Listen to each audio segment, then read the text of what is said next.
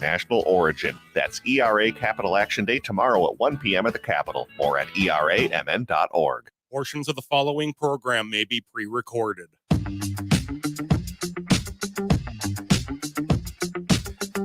AM 950, the progressive voice of Minnesota, the Matt McNeil Show for your Tuesday. Good to be with you. Let you know, coming up here, ERA Day tomorrow over at the state capitol. Betty Follier is going to join us here in just about a half hour or so. We're going to talk with her about the ERA and try. Still trying to get that pass, guys. Let's keep. Come on, this isn't tough, is it? Cooligan. I think it's Patrick Cooligan again joining us again here at the after the 4:00 hour. Reformers got some pretty good stories out there, so we'll get to Brett and Patrick Cooligan coming a little bit later on. Patrick, how are you today? Doing good. World Baseball Classic begins tonight for you Night Owls, so I'm looking forward to that. Where are they playing this at? I believe this is in Taiwan. This is the Taiwan-Tokyo leg of the competition. Okay, so who's playing who? They start off tonight, the Netherlands and Cuba, which would actually be a really good matchup. That actually will be a pretty good. All right. Oh, I do. It is baseball season, folks. It's kind of, I'm feeling it. I'm a little happy about Joey Gallo. I'll be talking more about them. Hopefully, I'm a little concerned that we haven't seen Byron Buxton yet, but he might have hurt himself trying to get a drink from a water fountain. So, broke 4 of his jaw in 4 places. I'm hoping not. Oh, Mr. Glass, please don't break yourself anymore. We need you. If we're gonna win, we need you. It's a nice day out there today. I will say it does indeed look like we got a storm coming through later this week. Time of year, it happens. My guess is it's going to be wet, heavy snow. Time of year, it happens. Here's the one thing I will say. I was keeping an eye on this in my backyard today because of, I knew we were going to get some melting today. I'm amazed at how much of the snow we just got has already melted and gone away. It wants to melt now. It wants to melt. And so, yeah, we're going to get a little snow. How much? I don't know. They've actually downgraded it. I saw this earlier. Let me shuffle my briefs here and take a look. They did downgrade it a little bit. It was looking potentially at worst like we were going to get up to maybe 11 inches. Yeah, now they're saying we're going to get an inch tomorrow, but then this main storm Thursday into Thursday night, 1 to 3 inches on Thursday, 1 to 3 inches Thursday night. So maximum 6. Now, the way things are going, it could be 0 or it could be 20 inches. I don't know. I will say this. I still haven't given up on the weather people. I still trust Sven Sundgaard. So I will go for that. Hopefully not too bad. I'm a little bummed out today because I saw a story and I was wondering if these guys were going to make it. The Depot Coffee House, if you've never been there, if you are on the west side of town in Hopkins, basically every bike trail on the west side kind of intersects at the Depot Coffee House. And it's not a big surprise. The Depot used to be the train station, and all these bike lanes are basically old train lines. And so it's there. This was one of the cooler things I had seen any school district do.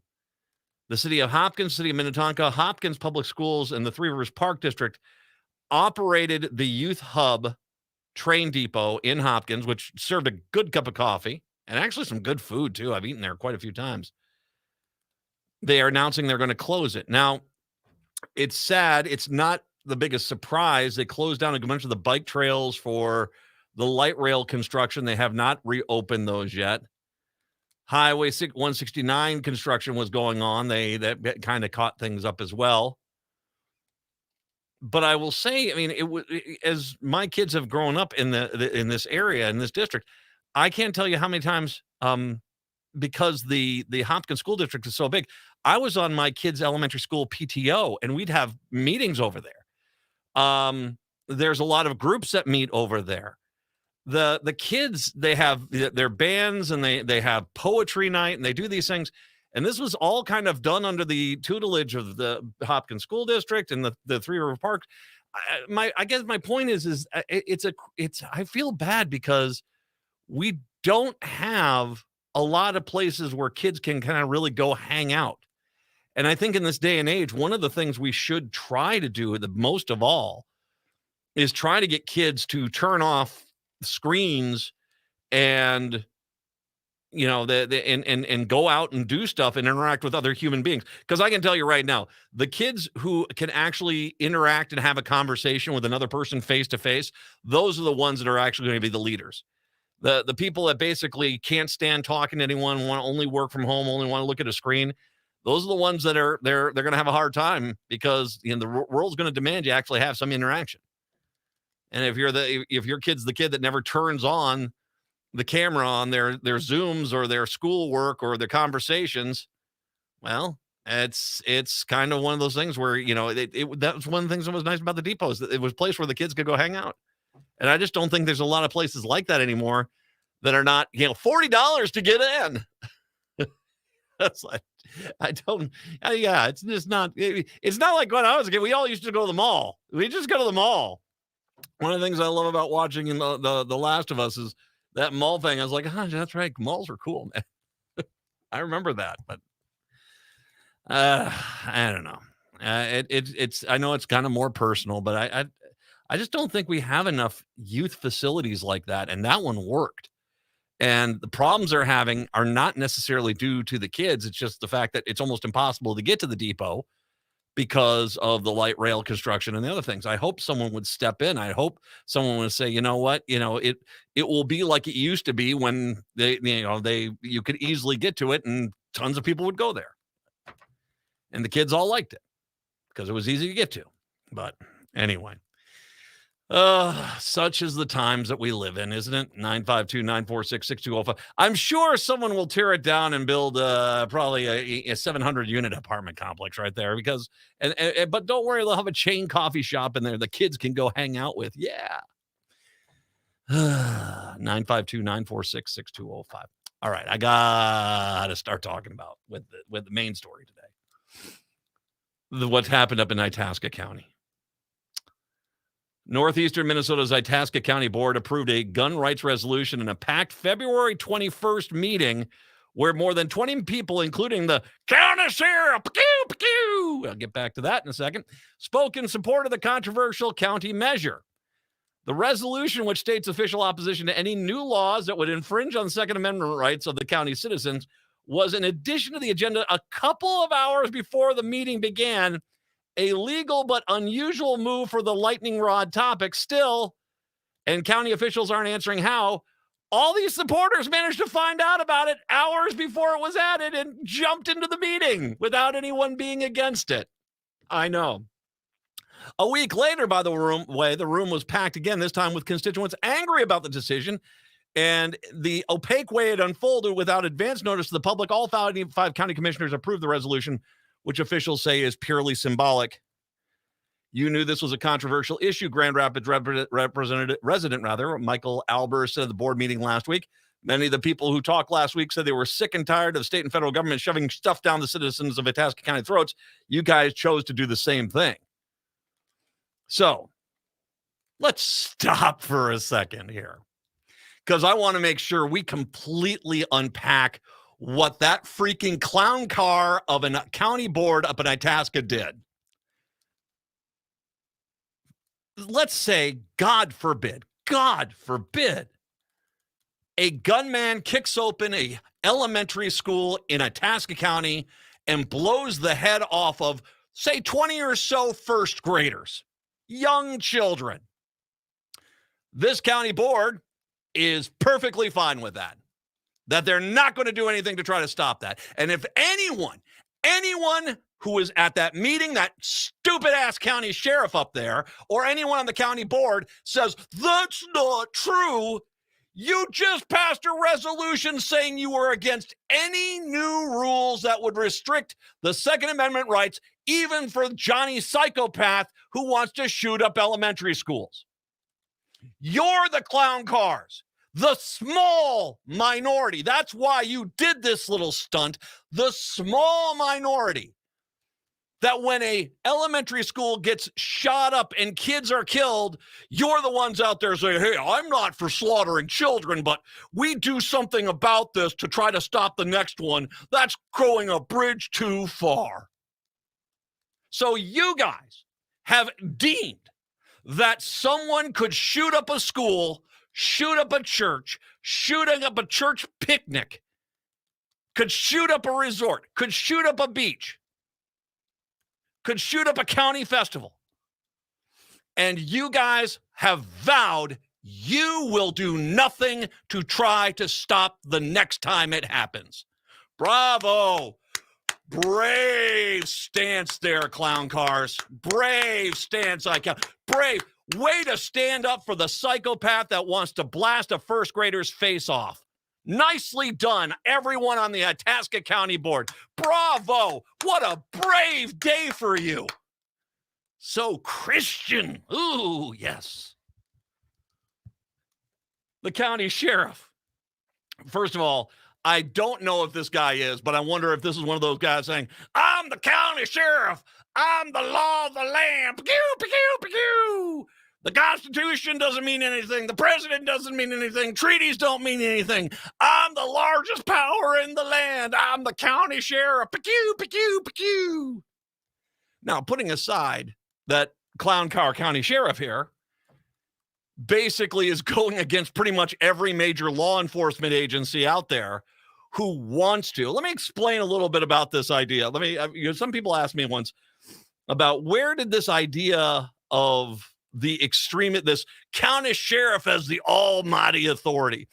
It comes from one word that James Madison wrote down called interpose. And when you look back on the original meaning of it, it was if there was within a county, two separate law enforcement agencies that had a disagreement, the county sheriff could come in and kind of be a neutral moderator. That's it. That's it. Racists in the 1950s reinterpreted. I want to make sure we understand where this county sheriff is the all-powerful authority comes from. It comes from blatant racism, where their new interpretation was that the county sheriff could get between the citizens and other law enforcement agencies and stop them because the county sheriff was supposed to interpose and be involved. This is why in the South, some county sheriffs were arrested by the feds because they felt like they could go up against the National Guard and say, you guys can't go in here. I'm the county sheriff. And the county sheriff was there for the racists and the bigots, the people that didn't like black people. That's who these county sheriffs really were for. That's where this whole thing comes from. And yeah, it's a funny story. Yeah, it comes from basically boiled right out of racism. And still holds on today, especially in rural white counties. I wonder if there's a connection there. Anywho, but it boiled out of that, and it kind of this mentality that's gone out there that I'm the county sheriff. The founding fathers wanted me the almighty authority that I could gun down anyone I want. And that's kind of some of the mentality. Now, once again, I'm not sure if the county sheriff up in Isanti County is part of that. I don't know if he is, but that's generally the kind of the mentality of these guys, these county sheriffs that think that I'm the real authority in this country. The Constitution means nothing. Thirdly, can I just point out that as much as you guys want to insist everybody in this county is against gun regulations, no, they're not. In blue counties, it's about 90 to 95% of the population wants common sense gun regulations in place. In red counties, it's usually 55 to 70%. That's a fact. This is something you guys clearly knew because you snuck it in there and then stacked the audience to make it seem like, you see, everybody in Itasca County wants to take a gun and jam it in your face. Going to jam this in your face. Because that's the Second Amendment. Because you're a bunch of idiots. And you knew that would make a lot of people mad. Henceforth, the very next meeting, when all the people were like, what the hell are you doing? Which are clearly Itasca County people not on your side, right? Right. But the gem of this all is how we're constitutional Republicans. We stand up for the Constitution. Sure you do, clown cars. You, in an effort to basically say, psychopaths can murder children with guns and we're not going to do a thing about it. That's what you're saying, because that's what you're saying. You guys on your way to basically make the Second Amendment the almighty law over the land, more powerful than the Bible, more powerful than anything, guns, guns, guns. You went out of your way to make sure you violated the freedom of speech of the entire freaking county, the First Amendment. You gladly violated that. You eagerly, I bet you guys were high-fiving each other. We pull it off, man. We put it on the agenda at the last second. We got all our buddies in here. We pull it off. Yeah, guns, woo. And at the same time, as you think we're upholding the Constitution, you willingly and knowingly violated everyone else's First Amendment right to speak out against this. You're not constitutionalists. You're absolute lemmings. You're basically a mule with a ring in its nose being drug around by gun manufacturers and bullet manufacturers and weak people who think guns make you strong. And you guys went along with it. Nicely done. Nicely done, Itasca County. You absolute group of morons. Seriously. And all the rest of you counties out there that we're going to put the First Amendment, we're not going to do anything. Well, what happens when someone shoots up an elementary school in your county? Well, you know what? We'll have to agree to disagree because I want to make sure that psychopath can get another gun. Because that's what you're doing. Or is it going to be I think all the first graders should have Uzis because that's no problem whatsoever is going to happen with that. You guys are an embarrassment. And I just want to make sure all of you guys out there know this is what's going to undermine the Second Amendment. This jamming guns in everyone's face. This is what happened with the Dred Scott case, where basically the Supreme Court ruled that slavery, even in states where it was illegal, was never illegal. African Americans were always slaves, and that was just it. You guys are going down this path to the point where you are going to give the people the ability to go and do it. They're going to go out and they're going to rewrite the Second Amendment, make the next amendment to the Constitution and say, forget the entire Second Amendment. You do not have the right to military-grade weaponry. You have to go through a background check. If you are basically accused of assault or a violent crime that you can't have a gun, we're going to have to go back and fix this. And I know you guys are there. Good luck. We got all the guns. Really? Considering there's 400 million guns, I guarantee you that a lot of people who are good gun owners have guns. And they're pretty good at them, too. And you, as you sit there with your 4 guns, one on each toe and one in each hand, thinking, I'm a real stud muffin. Good luck.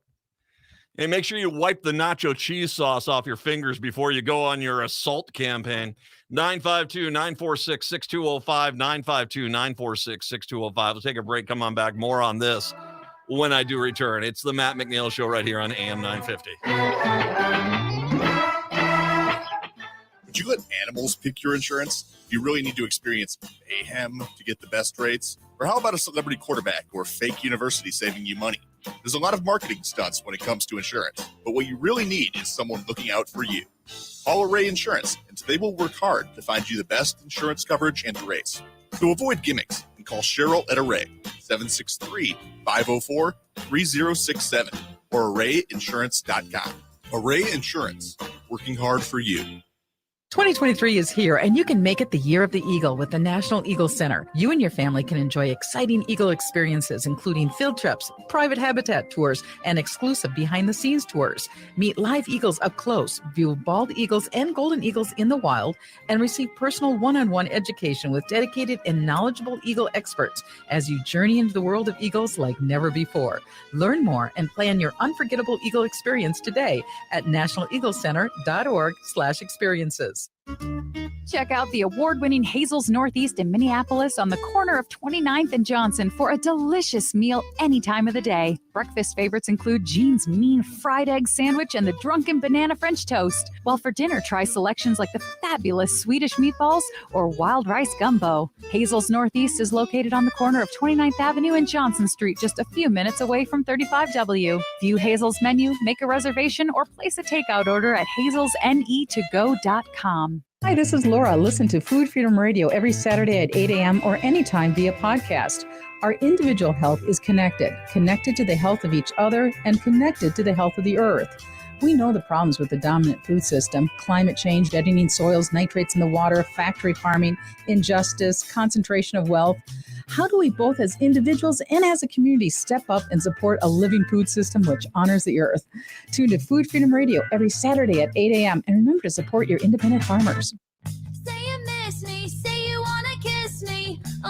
AM 950, the progressive voice of Minnesota. It's the Matt McNeil Show. By the way, there's in Missouri, they just knocked down a law which basically said that they could ignore any federal laws on the Second Amendment. Oregon as well, a state appeals court recently ruled that local governments can't declare themselves Second Amendment sanctuaries and stop the enforcement of certain guns. So, good luck with that. And Minnesota bills are required of criminal background checks on all gun sales. Once again, Itasca County is against criminal background checks on all gun sales. All right. To create a red flag law to temporarily remove guns from access to guns for people in crisis. Nope. In Itasca County, they want you to be able, if that person's in crisis, get them 6 more guns. That's Itasca County. And one that will require firearms and ammunition to be secured safely in separate places. How dare you? How dare you? I can't accidentally shoot myself in the crotch if I got the bullets and the guns in different places because I'm just walking around with a loaded weapon in the band of my sweatpants. It is amazing. You guys are, and once again, I want to make sure we're very clear. Even in Itasca County, probably the majority of people there are for common sense gun regulations. I am one of these people. I really think the next gun law that should be passed is a mandatory 10-year sentence for anyone who illegally sells a gun. If you illegally sell a gun, that you're going to jail. Absolutely. Because you want to get guns off the streets, that would do it real freaking quick. And it once again, it's not against legal sales. No, if you want to legally sell, which means you go to the county and basically make sure that you have the gun, you have the file number. It basically goes, here's the person that's buying it, here's the transaction. Same exact thing you do with a car. Same exact thing you do with a car or a motorcycle or a snowmobile. It's heaven forbid we actually have that. I'm also for mandatory insurance on gun owners.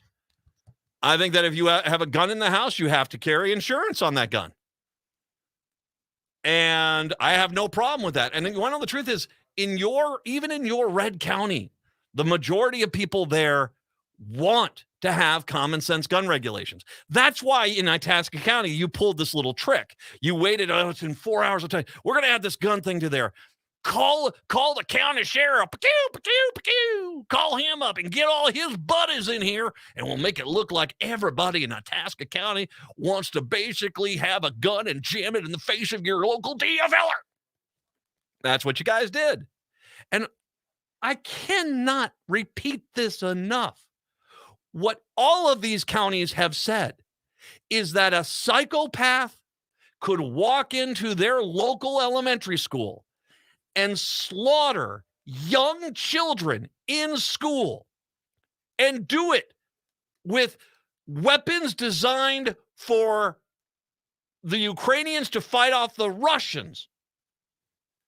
And they could do this And they have no problem saying, if that happens, it's tragic, but we're not going to do anything to stop the next one from happening.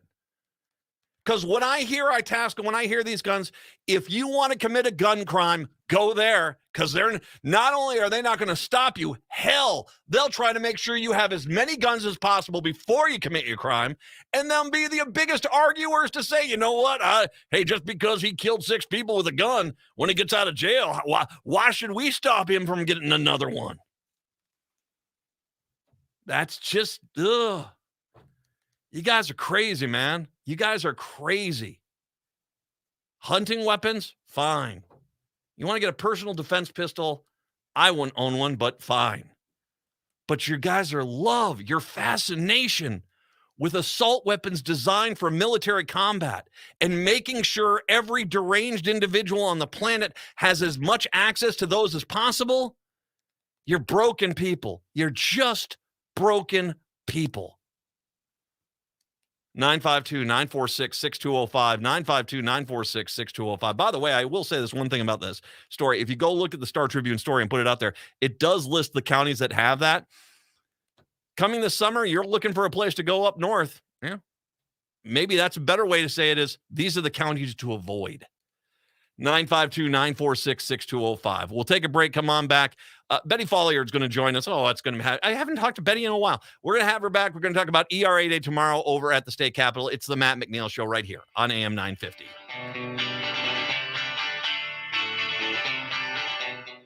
Hi, this is Desi Doyen of the Green News Report and the Bradcast. You're listening to AM 950, the progressive voice of Minnesota.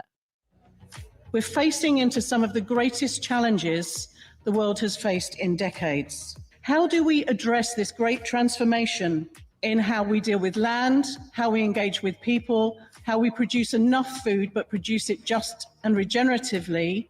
And how do we do that at a time of social, economic, and climatic emergency? Attend the Regenerative Agriculture and Food Systems Summit in Chicago on March 28th and 29th. This summit brings together farmers, food and beverage brands, and stakeholders with one unified mission: to accelerate the transition to regenerative agriculture. Together, we can build a more abundant and resilient food system for generations to come. For more information, go to Regenerative Agriculture Summit USA. Enter the code FoodFreedom10 for a 10% discount. That's 10% off with Food Freedom 10.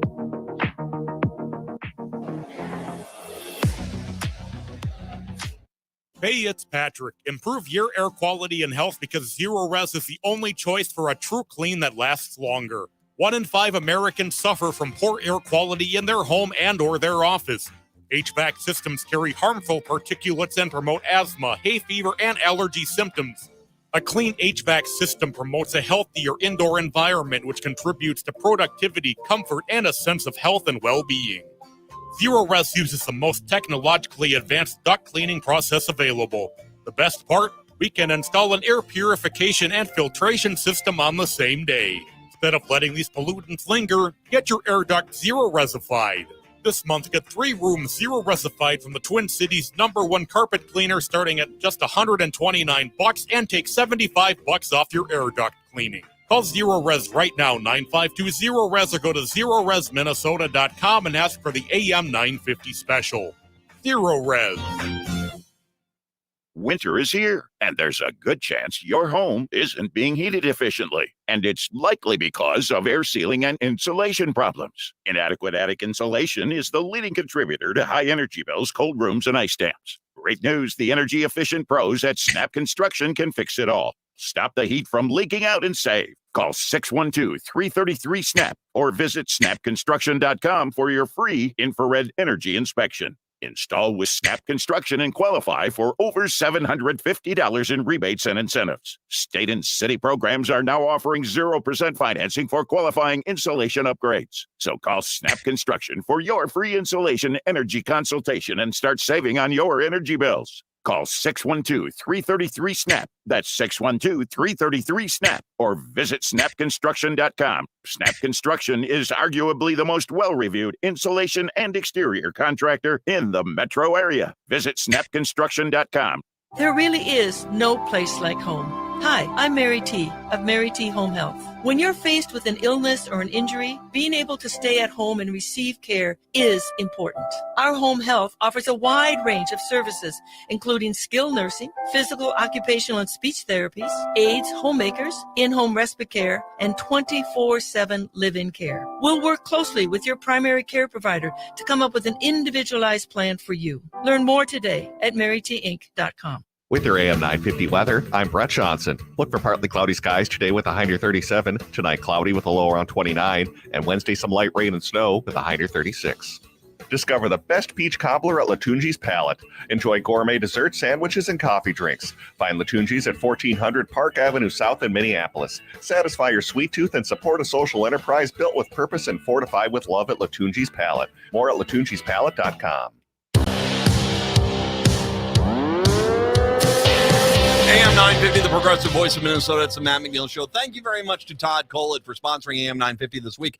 He lived here in Minnesota, now lives over in Spain, wants to help out the station, and so he does by sponsoring us. You can too. 952-946-8885, 952-946-8885 for more information about that.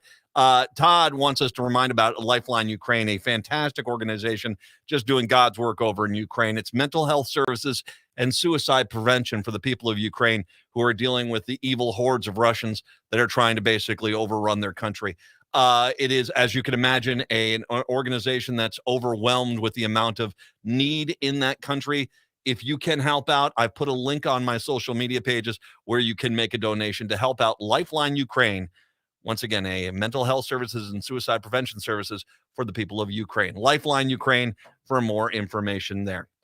Oh, it's nice to have her back on the air. Former House Rep in the state of Minnesota and currently the founder of ERA Minnesota, Betty Folliard, is kind enough to join us to talk about tomorrow's big events over at the state capitol. Hi, Betty.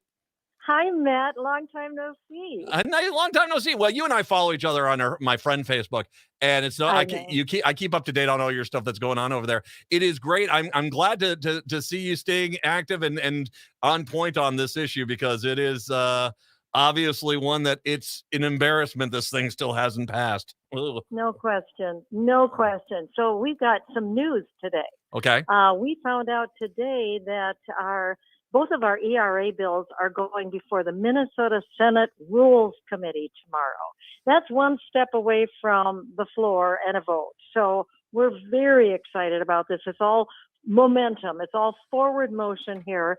So we're going to be over at the Capitol tomorrow, and we've got this Capitol Day of Action. And not a rally. It's not a rally, Matt. It's a Capitol Day of Action where we're going to be meeting up in 317B. And we're going to be launching from there groups to go around the whole Capitol complex. It's going to be a party. We're going to have party hats in celebration of International Women's Day. But as you know, the purpose of International Women's Day is to show how far we've come and how far we have yet to go, right? Mm-hmm. So we got a ways to go, and we can do it here in Minnesota by propelling the Equal Rights Amendment into our state and federal constitutions.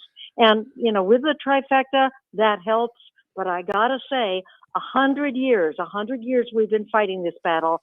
And it didn't matter if the Democrats were in power. It didn't matter if the Republicans were in power. This year, it better matter. Well, yeah, there is a no duh thing to this. I mean, I was a kid. I was in a Edina in the 1980s, and they were talking about, well, women don't get paid as much. I'm like, how is that even possible back then? And here we are 40 years later, and I'm like, this is an embarrassment that this still is not getting passed. You're right. This is something that's an opportunity. There have been chances where the Democrats have been in charge, and they just have not gotten this done. When you hear politicians talk about we don't need this, I'm sure you're well versed on your response, but why don't you once again just talk about the frustration that you experience when once again you hear someone say, "Oh, well, we don't need this. We're beyond this at this point." Right. Why do we still need the ERA? Exactly. Well, we still need it because women on average make 82 cents to a man's dollar, with much, much worse inequities for Black, Indigenous, Latinx, Asian, and women of color. Women are 2/3 of tipped workers. They're 2/3 of minimum wage workers. Women, seniors, 2/3 of seniors living below poverty level are women. It goes on and on. Women fight and die for their country, and they still don't have equal rights. And, actually, Matt, women are willing to wait another 246 years for equality. But That's we shouldn't have to. I mean, okay, I'm not a woman, and yet I am perplexed beyond perplexed. I mean, yeah, it is. Now, one thing I wanted to ask you on something you mentioned there. The Minnesota Senate's Rules Committee is going to pick this up. Has this gone through the House yet? Yes. Okay. We have. Well, it hasn't gotten to the floor yet. Last week we had our hearings in both the House committee and the Senate committee. Both our bills passed. So now the House needs to take action, the next step. And so one of them is going to rules. One of them went straight to the floor. So the House actually could take up our federal resolution to Congress to enact the 28th Amendment, the Equal Rights Amendment. They could take that up at any time now. Mm-hmm. And so now it's just a waiting game. And of course, we've waited 100 years. We can wait a couple of days more. We probably shouldn't. We have an opportunity to knock this sucker out right now. Let's take care of it. Yeah, that's what I've been saying. When it's passed the Senate committee, can I ask this? Was it a party line vote, or were there Republicans that are on board with this? Nationally, there are Republicans on board with the federal ERA. Here in the state, we're a little more divided. And it's right now party line, but I know that once it gets to the floor, we will have bipartisan support. I guarantee it. We passed our resolution to Congress in 2016 through the Minnesota Senate. It was similar language, and it passed 56-6 on a bipartisan vote, 56-6. And now the state ERA, this is new language. So people should be aware that this is not your grandma's ERA. Mm-hmm. This is equality under the law. I'm not going to say it exactly right, but shall not be abridged or denied on account of race, color, creed, sex, sexual orientation, gender identity, age, disability, national origin, etc. This is the everything ERA that says who do you want to discriminate against. I'll read it verbatim. Equality under the law shall not be abridged or denied by this state or any of its cities, counties, or other political subdivisions on account of race, color, creed, sex, sexual orientation, gender identity or expression, age, disability, ancestry, or national origin. The thing which is crazy is this. I know there's already going to be some people out there that are like, I'm voting against this. All right, fine. Sure. Let's take us back to 1776. But the idea I got to ask you this, because just from your perspective, Betty, I'm perplexed when I see a conservative woman argue against this. As you said, 82 cents on the dollar. That's the best case scenario. 2/3 of women in poverty. That the older women are in poverty. It's clear that this is something that needs to be addressed, but yet I sit here, jaw on the floor, listening to conservative women fight tooth and nail against this bill on some levels. How does that for you when you see that? Absolutely. That's peripheral privilege. They have the privilege both of the men, and now they have also perhaps in their own careers risen to the top, which they think they pulled themselves up by their bootstraps, but they were helped along the way. They get to the top, then they yank up the ladder so nobody can walk up behind them there. It's so blatant, and it's false. And so, my view is, if you don't like the bill, vote against it. But I guarantee you that Minnesotans are going to pass this. Minnesotans believe in equality. Americans believe in equality. That is not something you can really argue about. It's always funny when you just describe that. It's always funny when I have someone who's like, I made it on my own. I said, oh, really? Did you? And when you kind of point out some things, they're like, well, I don't want to talk to you anymore. I know you don't. That's kind of the way that goes. That's it. So this is a big day tomorrow. Once again, let's give out these details about where people are supposed to meet, and kind of talk a little bit about, as you talked about it is a day of action, but it's also a party environment. Talk a little bit about what your goal is to be tomorrow. We want to make sure that our legislators know that we want ERA this year, now, 2023, the 100th anniversary of the Equal Rights Amendment first introduction. So we will be there, and I say it's a party atmosphere because it is International Women's Day, and we want to recognize that. So people should come at 1 o'clock to room 317B, which is up on the third floor in the Capitol, and just ask anybody for directions once you get to the third floor. And that's going to be our launch pad. We'll have activities in the room for people to do. And then we will be, we'll be going around with teams into the Senate, into the House, into the Senate office building, the House state office building, and we'll be walking into committees and talking to legislators and saying, now's the time, let's get her done. What time, once again, is that 317B? It's at 1 p.m. 1 p.m. 1 to 4. We'll be there. Actually, we will be there all day because the House is going into session, I think, at 10:10 in the morning for just a brief session. So we'll be doing some visibility there. We'll be doing visibility in front of the Senate, and then we'll be going into the Rules Committee, which the timing is a little fuzzy on that. It says 11:30 or 15 minutes after they get out of session. And that's another room in the Capitol. That's in room 123. So we're going to be all over the Capitol complex saying ERA now. Well, and I'm just wondering, I mean, okay, let's the women leaders that are over there, Erin Murphy, Cheryl Euakim, the Senator Zietzik, Melissa Hortman. I imagine you're going to have your champions over there, because I know a lot of these House members and senators have been with you the entire time, and I know their frustration on this issue.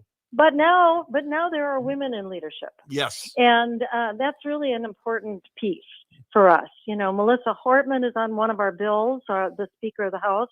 We've got the Majority Leader, Carrie Dietzick, on another one of our bills. Our chief authors have been ferocious. They're so wonderful.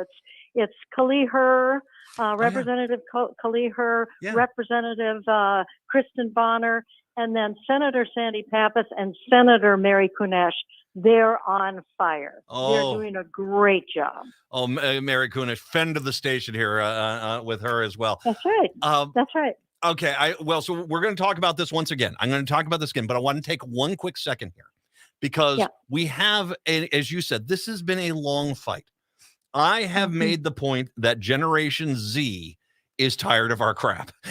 They're going to fix a lot of things. I have got 3 of them, 2 girls, and they are tired of us and they don't understand it. So I think one of the things I want to make an appeal for is for you to tell everyone, if you are, young, you're a young millennial, you've never been part of this fight yet, but you want to get involved because, heck, you're young and you do want to see these equal rights enacted here. How do they get in touch with your organization so they can and be part of your movement here? We love the young people coming forward. And you go to eramn.org. You can pick us up on Facebook at ERA Minnesota. You can pick us up on Twitter at ERAMN, I think. We are all over the place. We've got Instagram. You can pick us up anywhere, but young people are the backbone of this movement because they are the ones who are going to benefit the most. Oh, yeah. People my age have experienced all the pay inequity and the pregnancy discrimination and the sexual violence and the various things that the equal rights will affect, child care costs and caregiving and all of that. Now it's time to understand that this is for the next generation. This is for my daughter and my granddaughter. It's also not just for women, although in the bill, every single one of those categories that you and I named are a majority women, and we have not had the privilege that men have had under the law all these years, and so we will be the most benefited. It's really about the future. It's really about the young people coming up, and it's LGBTQIA. It's everybody, because as you read, this is about everybody. All means all, and it's equality for all. Well, and just speaking for my daughters, first of all, there are a lot of great businesses out there that are equal, and they are fighting to be equal, and they push this. And thank you for being doing the right thing. But there are a lot of businesses that aren't. And my kids, 16, 18, they're there basically. Oh, this is not going to go. This is not going to fly. This is. I'm not going to sit while their sisters, their friends, their compatriots in this battle are being mistreated. And so this is one of the things I've been very impressed with Generation Z so far, and why it scares the living daylights out of the GOP. But it's one of the things about Generation Z that I love is that they're really willing to fight. So once again, I want to get you involved. ERAMN.org. That's ERAMN.org. Or you can, I'm not going to tell you to skip school. I mean, school is important. But if you do happen to be in St. Paul tomorrow, once again, what are the details for the International Women's Day and the ERA Capital Action Day? Yes. So come to room 317B in the Capitol. That's third floor at 1 p.m. We will put you with a team, and we will activate you. You will learn civics by doing.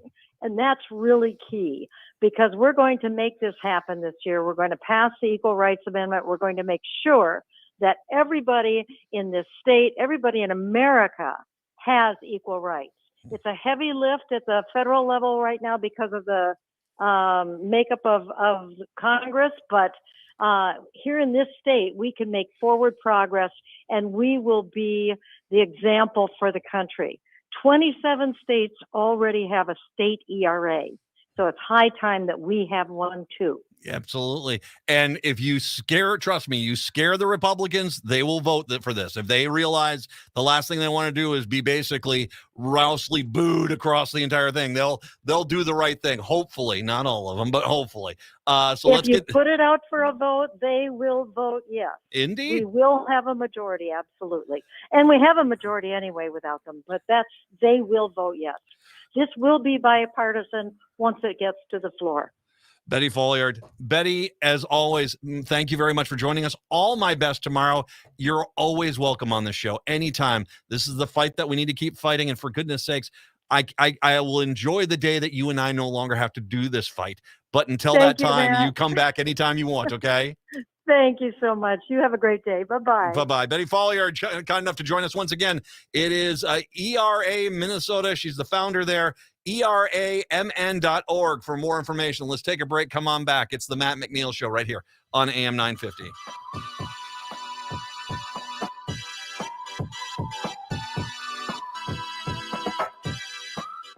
Hi, Matt McNeil here. On December 8th, I was driving home in my Toyota Sienna from Rudy Luther Toyota. At a traffic light, a car slammed into me. Without a doubt in my mind, if I hadn't been driving a Sienna, I wouldn't be here right now. The car is designed to take a wallop and keep the people inside safe, as it did for me. It's one thing to hear someone talk about safety standards. It's another to become an example of the safety standards. The Toyota saved my life, and I will always own one. If you want real safety, visit Rudy Luther Toyota. Rudy Luther Toyota, the corner of 394 and 169 in Golden Valley. Do yourself a favor and check out the amazing cuisine of eatlocalminnesota.com. More than just a website, eatlocalminnesota.com provides you with the best local and independently owned restaurants in the Twin Cities. Specializing in Szechuan and Peking cuisine, the Great Wall Chinese restaurant has been a local favorite since 1981. They offer one of the most extensive menus in the Twin Cities. Favorites include the sesame chicken, imperial beef, and Peking duck. The Great Wall restaurant is located off 45th and France, with takeout available too. More at greatwallrestaurant.us. The next time you're out in South Minneapolis, make Nightingale off 26th and Lyndale your go-to dining option. It's a comfortable neighborhood restaurant that features a delicious menu of American classics, plus a wide drink and cocktail selection. Nightingale has dining room and bar seating available, plus takeout and delivery. Current hours are 5 p.m. to 1 a.m. daily with the full menu until midnight. More at nightingalempls.com. Is your remote workforce putting your company at risk? Cyber criminals are targeting your employees with COVID-19 inspired emails and attacking businesses like yours. Hi, Mark Sommerfeld from Rymark. Rymark has the tools and expertise to enable your employees to work securely from home. If you need help getting your staff to work remotely and securely, call 651-328-8900 or go to rymarkit.com. That's 651-328-8900 or rymarkit.com. That's what I love about Republicans. Oh, they're always so the blustery and bravado when they can stop the bill. But then the second the bill gets on the floor, it's like, well, I guess since the game is up, I really am for this, so I better vote for it. Because I guarantee you, one thing Betty's absolutely right about, any Republican who's anywhere within 50 miles of the core of Minneapolis or St. Paul will gladly vote for this bill, because they can't even, you can't in the suburbs risk being that guy that, I'm against this. It's one of the things, and this is why these majorities are so important. These bills are coming to the floor, and even the Republicans can't get in the way of some of this stuff, some of this common sense freaking crap. For goodness sakes. My whole mentality has always been, you go live your life and be happy. Give everyone the equal chance. An equal tide lifts all boats, that sort of thing. And then, go live your life and be happy. And the thing which blows my mind is the amount of people out there saying, no. It does. It blows my mind. I mean, it is... There are some times where I'm watching a conservative woman talk about, I'd rather get paid 82 cents on the dollar if you ask me. And you're like, what? What? I mean, I'm in a work environment. If Patrick gets more of a Danish than I do, I mean, it's going to be a knife fight up there in the break room. I wanted the raspberry, damn it. And yet... and yet, I want to be treated as a lesser individual. I think it's great. It amazes me. Here we are in 2022, in 2023, and we're still fighting this fight. Because, like I've said, I mean, I remember when I was in high school, and they brought this up, and I was Generation X, and, we were kind of like, what the hell? No, that doesn't make any sense. And of course, there was always the Republicans like, it makes tremendous sense because of this is just the way things are. If the markets don't want to pay the woman the equal amount, who are we to judge? That sort of thing. Well, yeah. As much as Republicans like to say all laws and rules are those pesky Democrats trying to stick their nose into our business, the reality is we basically give you the opportunity to do the right damn thing, and you fail spectacularly. You fail spectacularly all the time. That is why we have to pass these laws.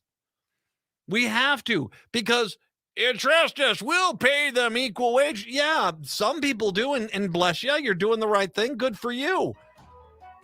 But it's the amount of Republicans that basically say, we don't need a law. That's big government stepping on our toes. And what the reality is they know this. They can't mistreat people if the law exists without getting in trouble themselves. So they got to stop the law from going into action so that they can continue to do the bad behavior, which they know is going on. So get out there. Help out at the Capitol tomorrow. Hour 2, that's coming up next. Hi, this is Kirk Dockwell with the House Geeks and host of the Twin Cities Real Estate Show here on AM 950. Why do our listings sell for 9% more than our competition? Because we not only know how to market houses, we know our local market and how to leverage it. If you're thinking of selling and would like not just a market analysis, but a House Geeks total market overview, then give me a call at 651-303-0019 or find me online at housegeeks.com. You're listening to AM 950, the progressive voice of Minnesota, the most informative source for progressive politics and news in the Twin Cities. Get involved online at am950radio.com, where you can sign up for our weekly newsletter, check out the local businesses that help make this content available, and stay up to date on the latest news and upcoming events. You can always reach us by email at comment@am950radio.com. That's comment@am950radio.com. Thanks for listening. Hi, it's Randy Rhodes. You can listen to The Randy Rhodes Show every weeknight, 10 to midnight on AM 950, KTNF, St. Louis Park, Minneapolis, St. Paul, the progressive voice of Minnesota. AP News. I'm Ed Donahue. 2 of 4 Americans abducted in Mexico last week when their van was caught in a shootout were found dead. The 2 others have been found alive. One was wounded. A relative of one of them said they had traveled together from South Carolina, so one of them could get a tummy tuck from a doctor in a border city. White House Press Secretary Karine Jean-Pierre says this is an area to stay away from. That remains at level 4. Do not travel due to crime and kidnapping. We've been very clear about that. The State Department, again, has put that out.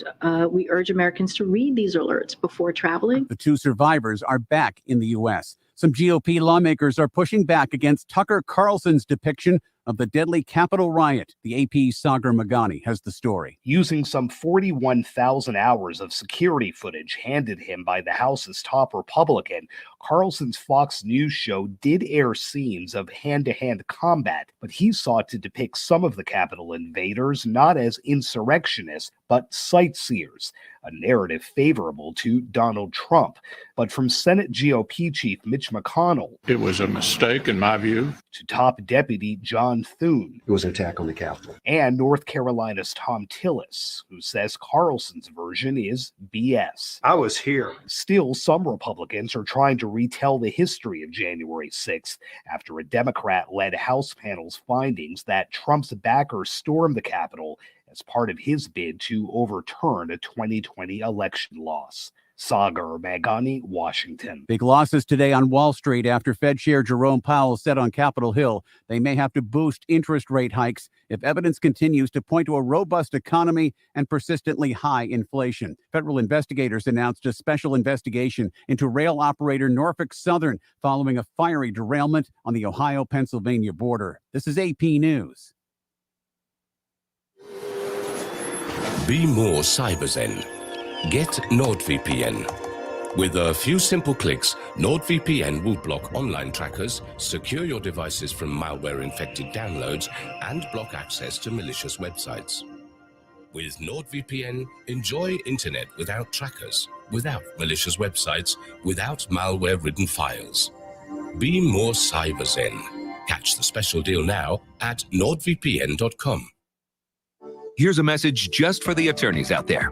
So you passed the bar, joined a firm, or even built your own. Now are you finding out that you're doing more administration than actual law practice? Lexicon can help. Lexicon is a legal technology provider with over a decade of experience streamlining administrative tasks like timekeeping, billing, and more, so you can focus on maximizing billable hours and increasing client satisfaction. Call 855-4-LEXICON or visit lexiconservices.com/go to learn more. Hey, John, I heard you're turning 65 this year. Time to start comparing your Medicare insurance options. I'm so overwhelmed with all the different Medicare companies and plan designs. I don't even know where to begin. Really? I worked with CompareYourMedicare.com, and they made my Medicare decisions seem easy. Oh, really?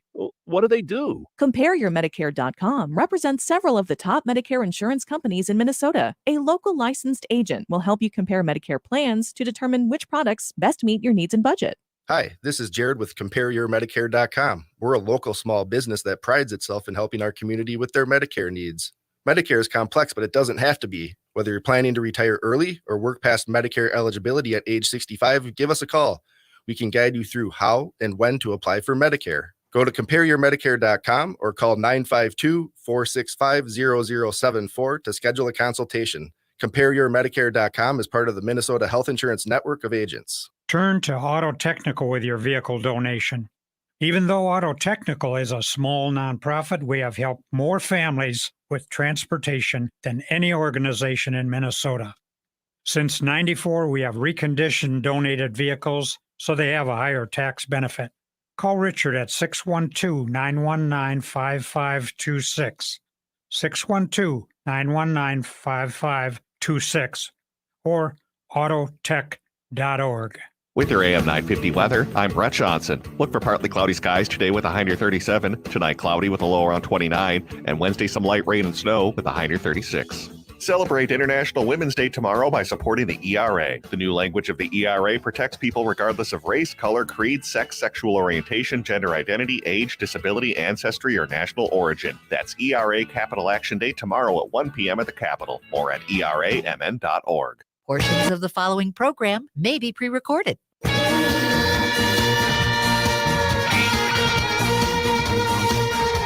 AM 950, the progressive voice of Minnesota, the Matt McNeil Show. Outstanding interview with Betty Folliard.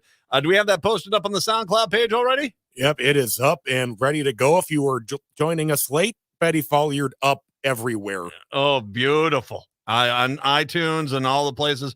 Enjoy. Fantastic interview, and Betty is just absolutely outstanding. 952-946-6205. What is going on with city councils right now? I've got another one, chaos in Rochester. All right. Well, I'm selling it a little bit too much. But I mean, apparently there's a city council person down there that's having just the same kind of problem here. I should mention, by the way, just a quick side note, Patrick Cooligan from the Minnesota Reformer and Brett joining us here in just a few moments. The Rochester City Council on Monday censored one of its council members for allegedly intimidating her colleagues and staff over the past 2 years. Under the censure, council member Molly Dennis can only meet with city staff in virtual meetings through the remainder of 2023 and can only meet with department heads as well as city administrator Allison Zelms and county attorney Michael Spindler-Crage. She must also refrain from negative interactions with other city staff and council members in the future. The council introduced the resolution to reprimand Dennis about a half hour into its meeting on Monday night.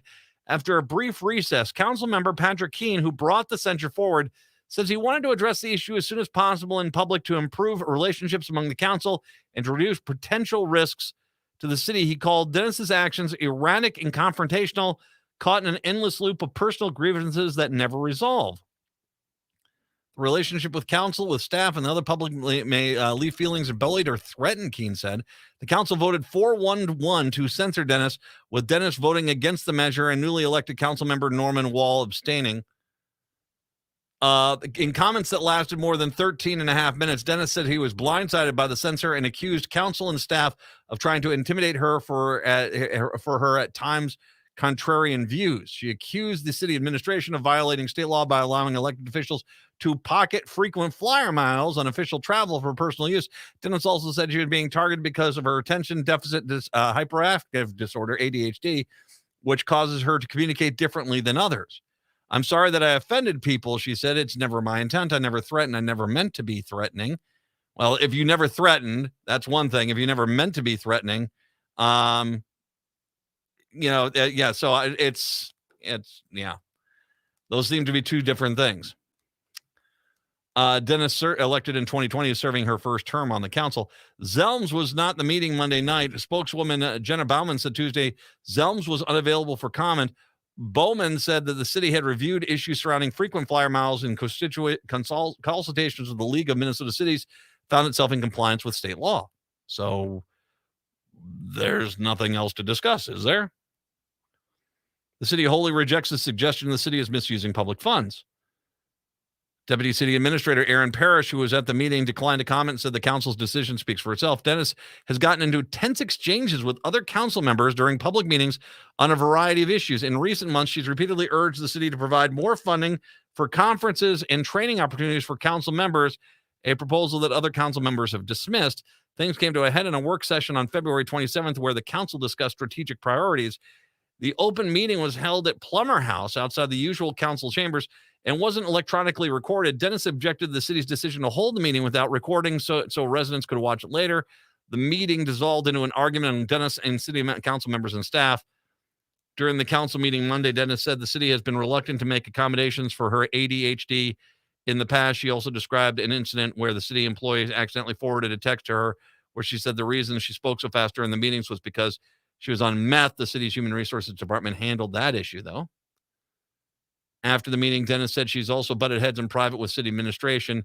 She cites the meeting with Zelms and Spindler County Crangy last summer over a conduct where she brought a witness only for the meeting to break down.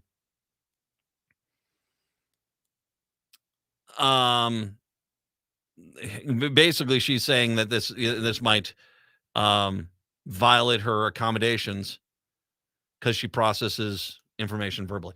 All right, so I want to, I guess let's take a quick second here.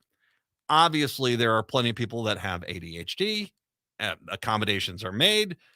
Some people take medication. Some people take counseling. Some people meditation. There are things to do, and people are more than willing to make accommodations. It sounds to me as if it's more than just her communication style. The fact that she seems to be so obsessed with an issue, particularly the frequent flyer miles, which once again, it sounds like the city did its due diligence, looked into her concerns, determined that no, that we are not violating any state law, that we're actually in compliance with the state law. That should be the end of the discussion. And it sounds like that's not the end of the discussion. And that is, so, it does sound like there is something here beyond just her speaking fast in her communication style. And, it clear the fact that they've gotten to the point where they're actually censoring her seems to me, because most of the time, and I'm going to be honest with you, and I might be wrong here in Rochester, but most of the time when you see this, it's generally not the first time. Usually it's hey, let's have a friendly reminder to keep everything civil, be discussing. Let's make sure we're being right here. I have been on committees and boards in the past where there's one or two people who have a tendency. There's one guy in particular. I was just, yeah, wow. That I remember just every idea he had, we had to kind of no, that's a really bad idea. We shouldn't do that. And it was nothing against him, but it was just, he didn't really think through the thing. And the thing that was nice is that as if we took the time, we explained, okay, here's the problem with what you've just suggested. And going there, I'll give one great example. There was a business that was going to be building, and he wanted to force the business to do a very expensive landscaping job. And we had to kind of look at him and say, no, that's not the job of the council here, is to force a private business into making things. I mean, they already had a plan to make their front of their business look nice. It wasn't going to look bad by any means, but it's not our job to basically say, you need to change the drapes. That's kind of one of those things we had to kind of talk him off the ledge there. That sounds like, this has been ramped up. And it's unfortunate that there have been cases where it does sound like she has gotten a little discrimination. But if you are going to be part of a committee like this, it can't just be you doing what you want at the expense of everyone else. I'm not saying you shouldn't be part of it. I'm not saying they should be there. But it sounds to me like there's more going on here than just an anti-ADHD vibe. It sounds like there has been some bridges that have been crossed that have led to some concern. So, and I got to imagine the city of Rochester went over this and made the determination that they could make this censoring, because obviously it does open them up for what sounds like going to be the next step. Possible, when I read this line, Dennis said Tuesday morning she believes some of her measures under the censure, including communication with staff via writing, may violate her ADHD accommodations because she processes information verbally. Well, okay. To me, that sounds like I'm going to challenge this, whether that's just, on merit or legally. I don't know. So this might be the beginning of this issue. We'll have to see. 952-946-6205, 952-946-6205 is the phone number. It is a Tuesday. That means it is our good friend, Patrick Cooligan, joining us today. The infrastructure bill, by the way, and I should mention that passed the House, but the Senate says they're not going to pass it because it doesn't have tax cuts, and they need to have some Republican votes to get on board with this. My gut feeling is if you went around and targeted just enough Republicans to say, we'll put this wish list item that you need to get done in your district on this bill, you might be able to push enough people over. Or go out there and say, okay, we're going to pass a tax break for everyone making $50,000 or less only. And then say, hey, yeah, see, we put a tax bill in, we put a tax break in there. Either way. And basically also they're going to talk coming up here about the bill to knowingly spread false information, election information, the efforts to, that basically that they want to stop the false information from happening in the state and make it illegal. Certain people that like pillows seem to want to push. Anyway, they'll talk about that. It's Patrick Cooligan from Minnesota Reformer and Brett right here on AM 950. AM 950, the progressive voice of Minnesota. Brett Johnson with you here on a Tuesday afternoon. And as usual on Tuesdays, we're joined by the editor-in-chief of the Minnesota Reformer, Patrick Cooligan, as Patrick and I are going to be chatting about some of the latest news at the state capitol, being that, of course, we are in the midst of the legislative session, and there are no shortage of bills and potential new laws getting passed at the legislature. So, Patrick, thanks so much for coming on the show to talk about all of these today. Always a pleasure, Brett. Absolutely. So let's start off with where do we want to go today? Let's start off talking about what Michelle Griffith wrote on how Senate Republicans say the infrastructure bill that Democrats are proposing is dead on arrival unless there's some tax cuts. So before we get into that a little bit more, let's back up to 2022. Why did the legislature fail to pass an infrastructure bill in 2022? And, well, how does this year's package differ? Do we have a better chance of getting this one passed, or could that Republican opposition end up sinking an infrastructure bill? Yeah, so the legislature usually passes a public works infrastructure bill in the even years. A cynic might say it's so they can send pork out to their districts right in an election year. And what's unique about the infrastructure bill is that they're using bonding, general obligation bonds to pay for it. It makes sense. These are investments. These are long-term investments, so you should pay for them over time. But the Constitution requires that in order to do that kind of borrowing, you need a supermajority of both chambers to get it passed. So you're always going to need, generally, you're going to need both parties to participate. What happened last year was, being an election year, and I think there was so much acrimony by the end of last year, or when they were negotiating it in May, June of last year, that they couldn't come together. And I think that Republicans thought that they would take the legislature and then they would come back this year and be in better position and pick projects more to their liking, and it would be a bill that they actually wanted more than last year's. Well, lo and behold, they lost, and here we are. And so the House Democrats have said, look, here's the package that we were ready to pass last year on a bipartisan basis. Here it is. I think it's $1.5 billion of bonding, and it's $400 million of just straight cash that only needs a simple majority. That passed last night with some Republican votes, plenty there. Now the problem is that Senate Republicans, having watched this session, really having watched Democrats hold all the cards with the trifecta and pass a bunch of priorities, progressive priorities, Republicans say, well, look, here's one thing where we can stop them because they need some of our votes to pass this, because it's borrowing, and so you need some Republican votes. And so we've got a little bit of leverage, and we're going to use that. And so that's where things stand with this infrastructure bill. The Democratic response is, well, look, we're sitting on a lot of surplus money, especially that can be used, only be used one time. So we will, if you don't want to participate, we'll just pay for all these projects in cash. So that's sort of the Democratic leverage there, is they're sitting on this pile of money, which they can't really use for ongoing programs because they wouldn't be funded. So they could use them for these one-time projects. It's almost perfect.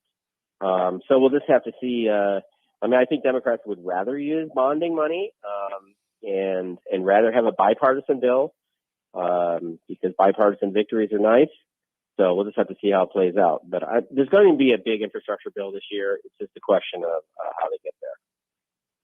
Well, on the Senate side, the DFL would need 7 Senate Republicans in order to get to that super majority to pass that bonding bill. What exact tax cuts are Republicans looking for? Is there any potential wiggle room where DFLers might come on board, or is this largely one of those cases where the DFL, as you said, will basically just go with the stance, all right, well, if you're not going to go along with this bonding bill, well, we'll just use straight cash and take it out of that budget surplus? Yeah, I mean, they're asking for the whole hog, and obviously they're not going to get it. They want a bigger rebate than Tim Walz has proposed. I think $2,500. They don't want to cap at income, so even a millionaire would get the rebate. They want to give the full subtraction for Social Security benefits, so no one who gets Social Security benefits would be taxed on those benefits. They want to cut the marginal income tax rates, which again are tilted toward the wealthy. So they've got a whole long wish list of tax cuts that they released last week. That's clearly not going to happen. There might be some compromise there because I think Democrats, from my vantage point, unfortunately, have boxed themselves in on this Social Security tax cut. So there might be some give there, and that might buy them the votes they need for the public works bill. But yeah, they're going for the whole thing. They're asking for the whole thing, and as well they should, I suppose, but they're not going to get it. Well, moving on, I want to talk about a piece that Dina Winter has been working on because this is a really interesting bill. It's called the Democracy for the People Act, which largely has to do with, election security and making sure our elections stay secure. But within this bill, it includes a provision that would make it a gross misdemeanor punishable by up to a year in jail and a $3,000 fine to knowingly spread materially false information with the intent to impede or prevent people from voting. It would apply before 60 days before an election. Of course, we have numerous examples of this happening in the past where we've had cases where there's been false information campaigns, mostly in Black neighborhoods around the country, trying to send false information about elections coming up. So this bill tries to combat that. But I'm curious, what kinds of false information would be considered illegal under this new potential law, and how would this be enforced? Because this strikes me as being really interesting with, of course, all the election disinformation we've been seeing for the past few years. Yeah, this is a tough one. I mean, I think it's aimed at what I think of as really an older style of election disinformation, and that's when you would that's when Republicans would go into a Black neighborhood and they would leaflet it. And it would say, if you have any outstanding tickets, you can't vote. And if you try to vote, it's a felony. Or they would give the wrong date for election day, this kind of thing. So it's targeted at that. And I suppose in a case like this, it would be, it'd be fairly clear cut. If you go around leafleting, telling people that election day is on the 3rd of November when it's really the 2nd, I think it's pretty, you can show intent and you can probably prosecute there. But Dina raised some of these hypotheticals in her article. I think what do you do with the President of the United States says that all mail-in voting is fixed or the machines are fixed? I mean, that strikes me as maybe you could fit into the definition of what is criminal there, but I mean, and maybe the President of the United States is a criminal, but it just seems like a very difficult crime to prosecute in this environment. And then the other problem is anytime you try to police speech, you really you always have to ask yourself, well, what's going to happen if my opponent is the one who's doing the policing? And so I'm a little leery of this, and I'm not really sure how many county prosecutors are going to wind up using this law if, in fact, it passes. Well, and you brought up the example of Donald Trump, how he could potentially be subject to this law. Now, of course, that would be a lot tougher to do, being that, of course, he is used to be a federal election office holder, of course, being the president of the United States. But I'm thinking of someone maybe even a little bit closer to home, someone like Mike Lindell, who's been spreading all sorts of information about voting machines and how they're fraudulent and so on and so on. So I am curious if this type of bill could impact someone like a Mike Lindell when he's out doing his thing, talking about voting machines, and whether, this covers mostly just, as you were talking about your example, doing something directly false, like saying an election is on November 3rd when it's really November 2nd, versus, having maybe a little bit more of a gray area when you're talking about political opinions from the likes of Mike Lindell and others.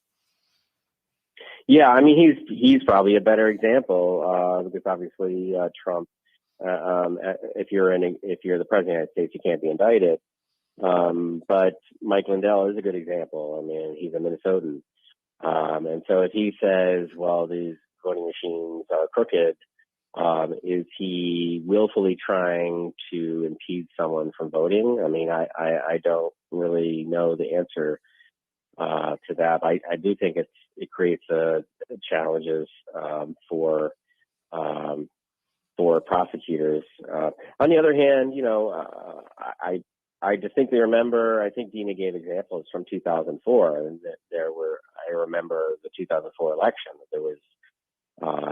There was stories about, especially in inner city precincts, leafleting with this kind of disinformation in an attempt to dissuade Black voters from going to the polls, and it does feel like it ought to be criminal, but again, anytime you get into policing speech, it gets to be to me a little problematic.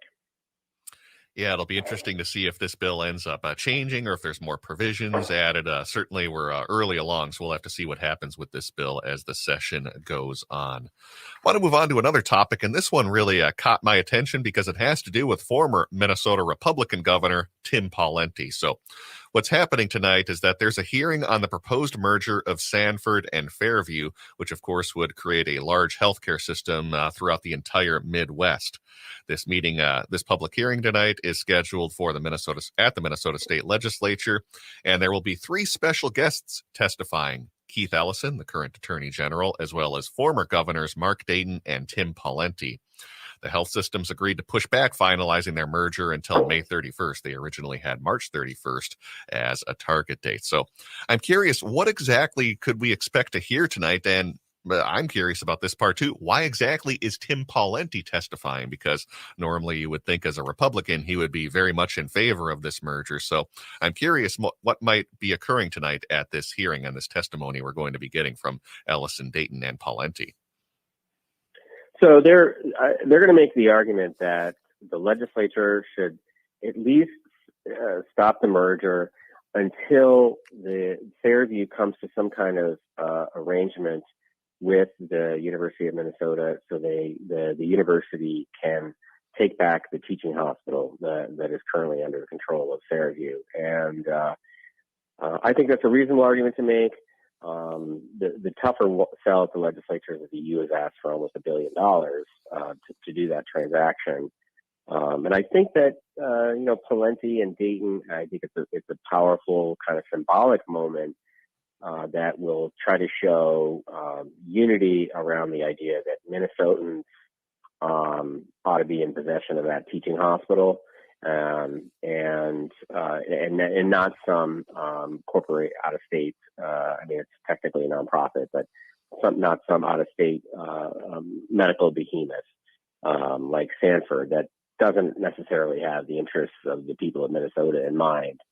I think that Pawlenty is a Republican, and he certainly kind of ran hard right toward the end of his second term as he sought the presidency.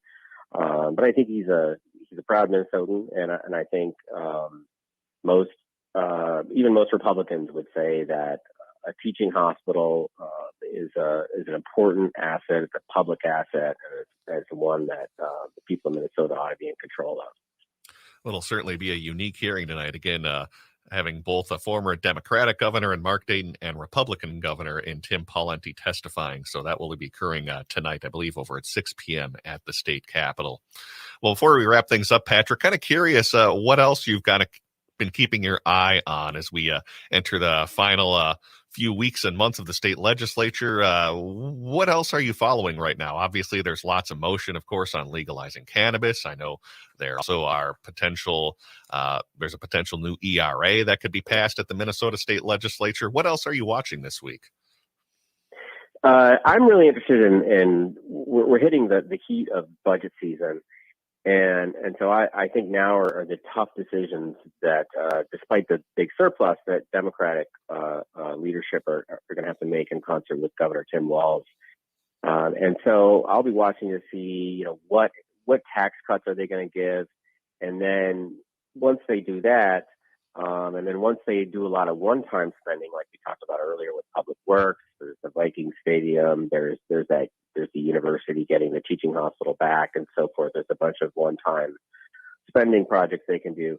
Then it's, what else is left where Democrats can show we've made a measurable improvement in people's lives, and I'm talking about big programs like free tuition, free child care, and maybe really significant help with housing.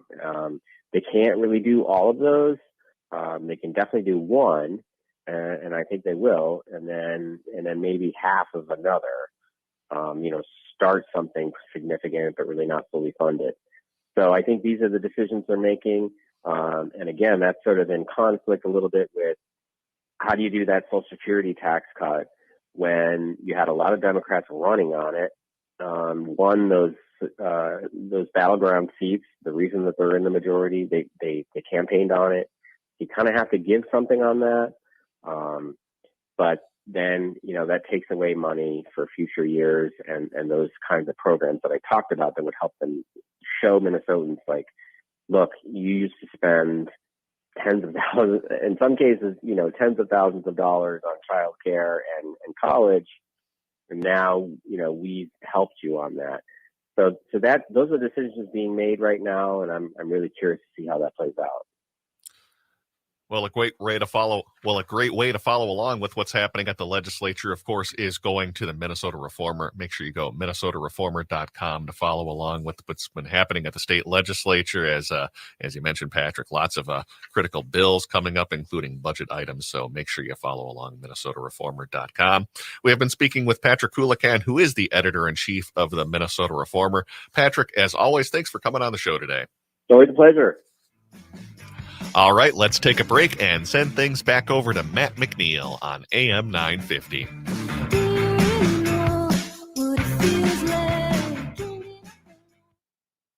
Located just north of 50th and France, the Great Wall Restaurant has provided a delicious taste of authentic Chinese cuisine since 1981. Specializing in Szechuan and Peking dishes, they offer one of the most extensive menus in the Twin Cities. Favorites include hot and sour soup, pan-fried dumplings, and mushu pork with homemade Chinese pancakes. Stop by their Edina location or call for takeout at 952-927-4439. See the full menu at greatwallrestaurant.us.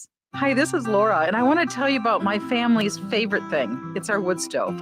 We bought it about 14 years ago from Woodland Stoves and Fireplaces. And see, the wood stove has actually paid for itself because we can keep the main area that we live in toasty warm with this great moist heat. But more important than saving money, it has actually improved our lives. Having a fire simplifies life. It provides comfort. It sort of takes the chill out of winter. I'm Peter Solak. In 1977, I started Woodland Stoves and Fireplaces, and I experienced the simple joy of warming myself by a fire. I also realized that the place and the way we embrace fire has evolved in a diversity of forms and styles. So at Woodland Stoves and Fireplaces, we have brought together the widest selection of our fireplace products and technical knowledge in the Twin Cities. Our mission is to use our knowledge to help you choose the design and function that is right for you and your home. Visit Woodland Stoves and Fireplaces today and find the right fire for you. International Women's Day is on March 8th. Join us in celebrating by supporting the Equal Rights Amendment, or ERA. This is not your grandma's ERA. The new ERA language protects people regardless of race, color, creed, sexual orientation, gender identity or expression, age, disability, ancestry, or national origin. Bring your friends and family to the Minnesota Capitol for ERA Capital Action Day on March 8th. Let's send a message that equality has no qualifiers. More at eramn.org. This is Ross Stadheim, partner at MJSB Employment Justice. At our firm, we specialize in cases where our clients tried to do the right thing by reporting illegal or unethical conduct and were demoted or fired. There are laws in place that protect people like you who tried to do the right thing by reporting a problem but were retaliated against. At MJSB Employment Justice, we are fearless advocates who will protect your rights and obtain justice, whether it be a Fortune 500 company or something smaller. Be heard. You deserve better. Contact us today at mjsbjustice.com. Hi, this is Frank Brown, owner of Minuteman Press Uptown, Minnesota's only minority-owned union printing company. We have big news. We've moved to North Minneapolis. Why did you move? As a Black business owner, I wanted to be part of the North Minneapolis community to provide jobs. Are there other reasons you moved there? We have bigger new equipment and outgrew the other location. What kind of new equipment do you have? We have new equipment that allows us to print quality signage and banners. We also have a new inkjet printer, printing larger sheets, improving production efficiencies. Is the new location easy to find? It's not only easy to find, it's more convenient with plenty of parking. We are now located on Washington Avenue North off I-94 and the Dowling exit. So do you still print everything? We print more than everything. We have over 175 Google reviews with a 5-star rating. Call 612-870-0777 or visit mpuptown.com. That's mpuptown.com. We print everything. The Senior Linkage Line is a free statewide service of the Minnesota Board on Aging, helping older Minnesotans and caregivers find answers and connect to services and supports. Questions about Medicare, transportation, looking to move to senior housing, overwhelmed with prescription drug plans? Call the Senior Linkage Line at 800-333-2433 or visit trellisconnects.org, where we help people optimize well-being as they age. That's trellisconnects.org. With your AM 950 weather, I'm Brett Johnson. Look for partly cloudy skies today with a high near 37. Tonight, cloudy with a low around 29. And Wednesday, some light rain and snow with a high near 36. Discover the best peach cobbler at Latunji's Palette. Enjoy gourmet dessert, sandwiches, and coffee drinks. Find Latunji's at 1400 Park Avenue South in Minneapolis. Satisfy your sweet tooth and support a social enterprise built with purpose and fortified with love at Latunji's Palette. More at latunjispalette.com. AM 950, the progressive voice of Minnesota. It's the Matt McNeil Show. 952-946-6205, 952-946-6205. Piggybacking off of what Brett and Cooligan talked about, I got to be honest with you. I still think this is a horrible idea to let Sanford buy the Fairview Health System, even if the teaching hospital is not part of that. I want to remind you, the way things, at the end of the day, the money is going to leave here, go to Sioux Falls, South Dakota, and it's just not going to come back. It's just not going to come back into the system. And my guess is going to be a lot of that money is going to go out there to try to help Republican entities if the way things go with Sanford goes with Sanford. I've made the point. No one I know, and I'm not saying there isn't some good health care in South Dakota. There probably is. I don't know of anyone. I have put a challenge out for a month and a half. Does anyone know of anyone, say you are in Texas or in Florida or Maine, and the doctor says, tell you what, this is beyond our ability. You need to go to South Dakota to get treated. Has anyone had that happen? Because that happens all the freaking time to Minnesota, and not just to the Mayo and Rochester, to the hospital systems around the Twin Cities as well. They are known worldwide as the best. Why you would allow if you think that McDonald's could buy Manny's Steakhouse and run it the same way, well, I think you're a fool. I also will say this. If the game plan works as it usually does with Sanford, we're looking at massive staff cuts. We're looking at reduction in services being offered, maybe with a political tone, whether that's women's rights to choose over their own bodies or gender identity, care and treatment. That might be on the table. And so overall, this is just a bad idea. And I do not think we should, we should say to ourselves, oh, yeah, let's let the lowest bidder come on in. Because frankly, my gut feeling, first of all, these non-freaking profit hospital systems are run like vulture capitalism. And they're looking at, I'm sorry, I see a healthcare company that seems to be looking at our healthcare system and saying, how can we wring every dollar out of that and ship it over to South Dakota? Do you think that they really give a rat's caboose about the quality of healthcare that we're going to get here in Minnesota? If so, I can tell you about a lot of people that have been in communities where Sanford has come in and the quality of healthcare hasn't exactly soared to new heights.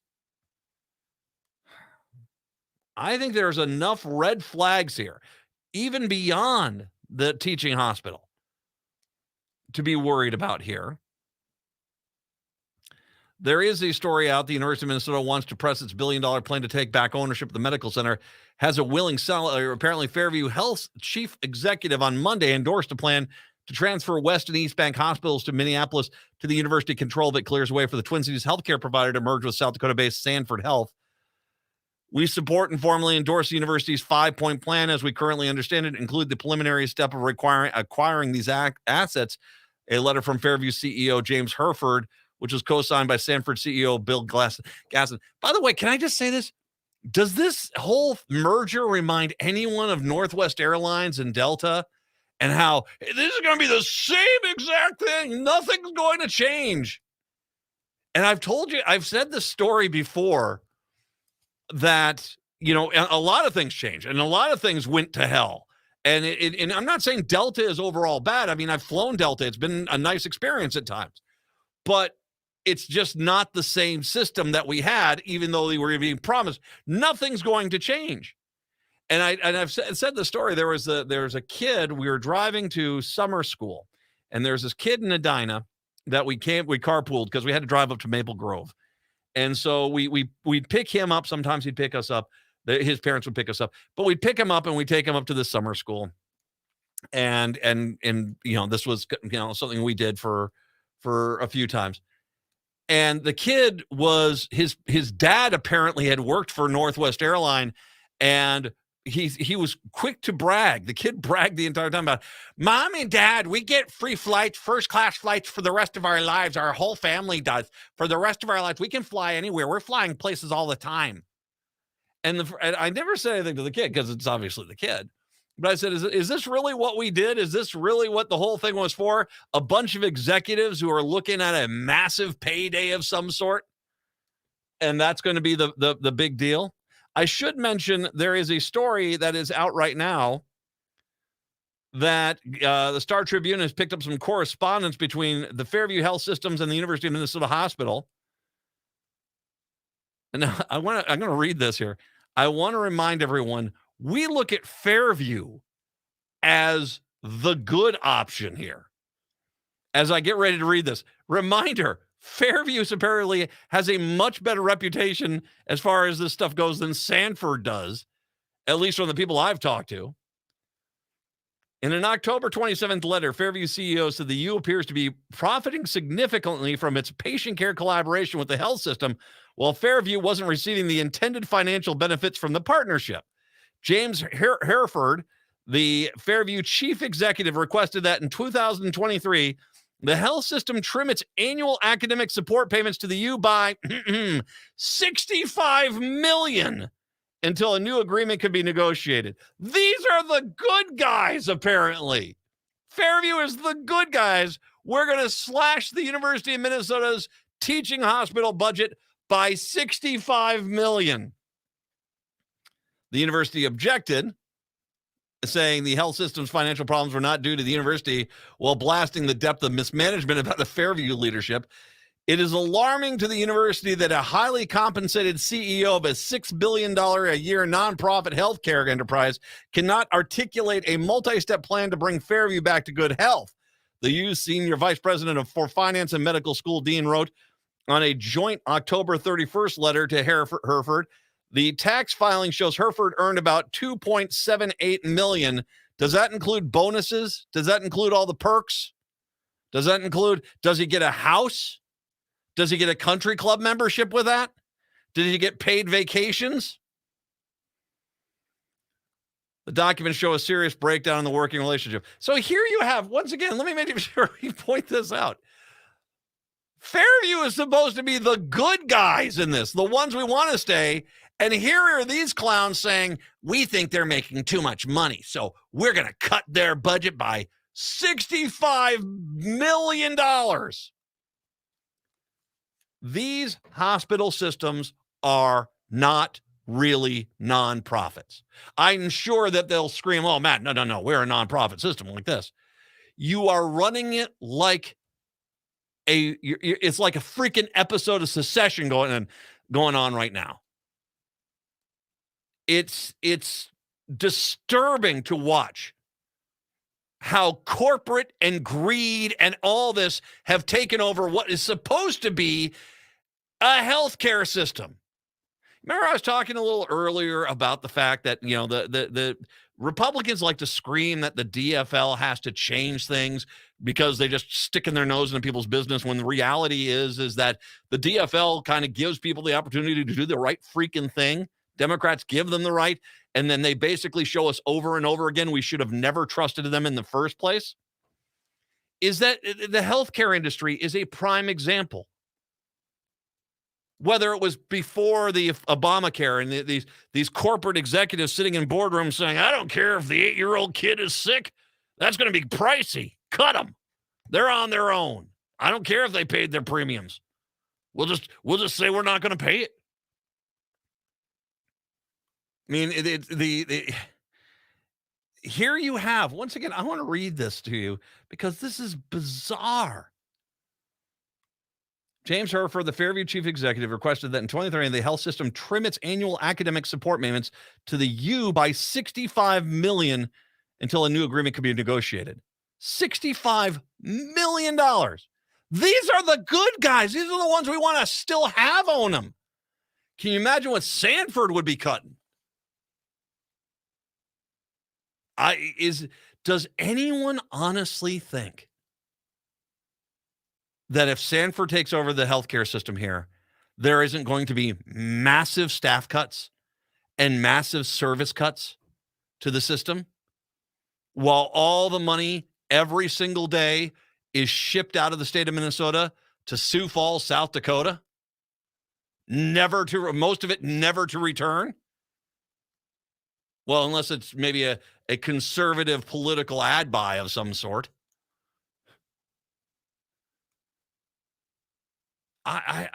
This is a bad idea.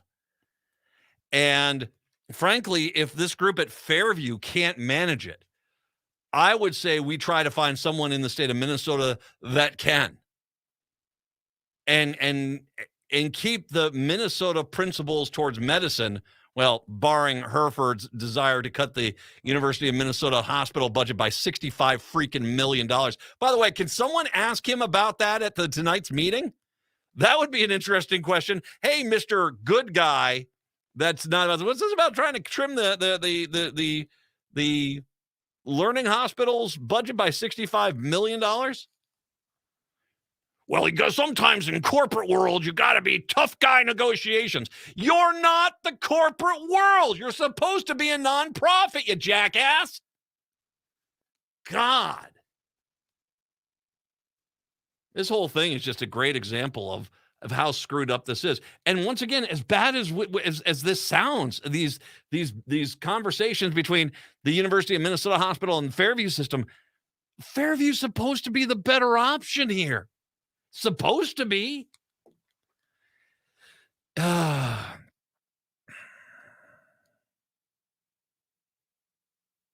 Your letter makes no claim or acknowledgement of a shared responsibility for the operational and financial performance of the care system, the same system that your team, faculty, and executives are running with Fairview, Herfer wrote in a response to Myron Franz, the finance and operations chief of the U. And we find this framing disappointing. Well, thank God you're thinking about hospitals as just like it's a gizmo factory and you're just making widgets, huh? The next day, Minneapolis-based Fairview and Sanford Health went public with their plans for a merger. Maybe we talk about how Fairview should sell this to someone else, but not Sanford. Maybe the University of Minnesota, maybe the state buys it. Let the University of Minnesota, which seems to have the idea, at least on paper, of providing services to the needy, to the sick, out there as a priority, well, along with their teaching requirement. Maybe we sell it to the state and the state takes it over. Keeps staffing levels at the same level, keep the same services at all these hospitals. I don't know, man. The more that I think about this, the more I say to myself, this could end up being the first really big step down for the quality of healthcare in Minnesota if this merger goes through. This could be. And I just do not see anything that gives me any sign. Heck, when the guys that you're with are trying to strong arm you into negating $75 million worth of funding for one hospital. Yeah, it tells me a lot about how the whole system is just broken, and maybe we need to revisit what these nonprofits really are. 952-946-6205. 952-946-6205. Hey, how about some gun suck stories when I come on back? It's the Matt McNeil Show right here on AM 950. Yeah. Would you let animals pick your insurance? Do you really need to experience mayhem to get the best rates? Or how about a celebrity quarterback or fake university saving you money? There's a lot of marketing stunts when it comes to insurance, but what you really need is someone looking out for you. Call Array Insurance, and they will work hard to find you the best insurance coverage and rates. To avoid gimmicks, call Cheryl at Array, 763-504-3067, or arrayinsurance.com. Array Insurance, working hard for you. Do you have a car you no longer need but don't want to jump through all the hoops to sell yourself? Rudy Luther Toyota can help with their We Buy program. It's really simple. Go to rudyluthertoyota.com, click on the We Buy link, type in some basic information, and Rudy Luther will get you an instant and accurate offer. Then set an appointment, and after a quick verification of the vehicle, Rudy Luther will set you up with your payment with a check on the spot in most cases. We Buy, it's that simple. For more details or to sell your vehicle, head to rudyluthertoyota.com. That's rudyluthertoyota.com.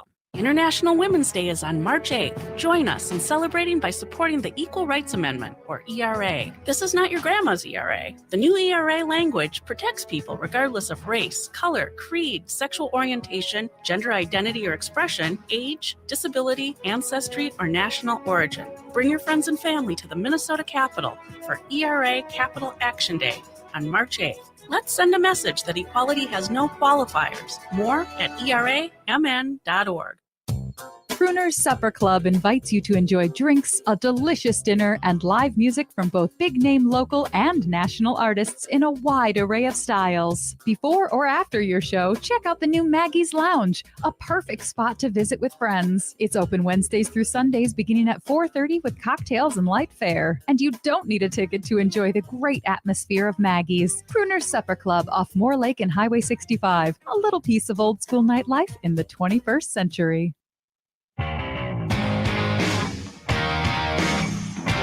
AM 950, the progressive voice of Minnesota, the Matt McNeil Show. 952-946-6205, 952-946-6205. An employee at Catholic Charities in Omaha alleges in a lawsuit that she suffered emotional and physical injuries after an active shooting drill was staged at the organization's headquarters last year. Sandra Lopez said in a lawsuit that administrators did not warn her or other employees about the drill on May 19, 2022. One administrator who knew it was staged told her it is a shooting as they ran out of the building together, according to the lawsuit. You had an active shooter drill And you did not tell your employees that it was a drill? Wow. Lopez said she heard 3 loud bangs on the door to the office suite where she works, and an administrator in the hallway shouted to people to get out of the building.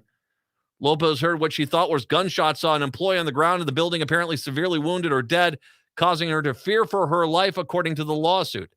The conduct of Catholic Charities, caused Sandra Lopez emotional distress so severe that no reasonable person could be expected to endure it. I'm with her on this one. Holy God. Lopez's attorney, Thomas White, said Monday the Catholic Charities intentionally injured Lopez and other employees by not informing them the drill was fake.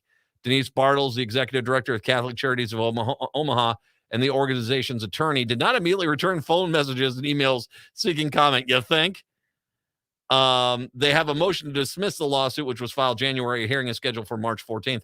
Ken Trump, president of the Cleveland-based National School Safety and Security Service, said the past organizers of active shooter drills would not notify employees ahead of the time because active shooters don't give any warning.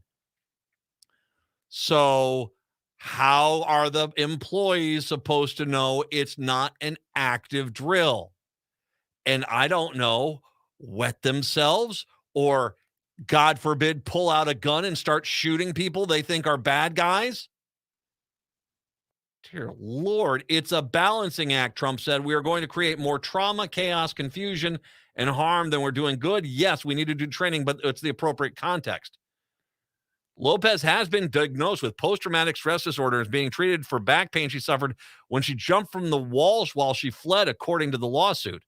Dear Lord, they made them think this was actually a real shooter. Lopez, who still works at Catholic Charities, eventually ran to a nearby Scooter's coffee shop where she called her son, who picked her up. When Stephen Lopez, her son, called John Herter, chief of operations of the organization, to tell him his mother was safe, Hunter told him the shooting was just a drill. When Stephen Lopez asked Hunter why employees were not warned, he replied, "We wanted to see how people reacted." This is Catholic Charities. The man who hired to stage the drill, John Channels of Omaha, was charged in August, by the way, with 5 counts of making terroristic threats and 1 weapons count. Channels is not named in the lawsuit. When charges were filed, Bartles said Channels misrepresented himself in the qualifications, did not follow agreed-upon procedures, and could not communicate with law enforcement officers. Wow. Channels apparently told Catholic Charities administrators that law enforcement officers would be present during the drill. No officers were present. Omaha police said they have not told about it beforehand. You're going to get sued, and you deserve to lose everything that you're going to lose. Holy God. An unwanted guest at Mystic Lake Casino hotel room pointed a loaded handgun at 3 security guards on Friday afternoon, according to new criminal charges. Prosecutors in Scott County charged Robert Lee West, 39, of Stockbridge, Georgia, on Monday with 3 counts of second-degree assault with a dangerous weapon, carrying without a permit, and obstructing the legal process. According to the criminal complaint, West was walking away from the hotel entrance in the parking lot when police arrived. Charges state West had his hand in his pocket while an officer pointed a rifle at him and issued commands telling him he was under arrest and ordered him to put his hands on the air and on the ground. West allegedly disregarded the comments and continued walking away, prompting an officer to fire 2 less lethal foam projectiles. Officers continued to try to communicate with West as he took positions between some vehicles. He would periodically put his hands in the air, make comments like about the Masons. West eventually complied by laying down the ground, was arrested, according to the complaint. The security guard told investigators West had pushed past a housekeeper in order to gain entry into a hotel room. The security guard responded to the room and knocked on the door, but did not receive an answer. When the guard used a master key to enter the room and announced he was there for security, he found West in the bathroom, ordered him to leave the property. While speaking with West, the guard noticed a gun sticking out of the pocket of the suitcase West had with him. The guard told West not to grab or go for the firearm, but he did and pointed it directly at the guard's chest, alleging West said something along the lines of, "I'm leaving or get back." Yeah, and I mean, let's be honest. Let's talk about the emotional damage to these people that they had to deal with this. So, just in case you wonder, the way our gun culture is going right now, it sucks. It sucks horribly. And we never used to have this problem when we had the assault weapons ban going on. We just didn't. Not saying there weren't shootings, but it wasn't the free for freaking all that this has become in America, for God's sakes. Native Roots Radio coming up in the 6th. We are back tomorrow. Till then, see you. Tune in this Saturday morning right here on AM 950 for the Gardening with Joy and Holly radio show from 7 to 8 a.m. We'll be discussing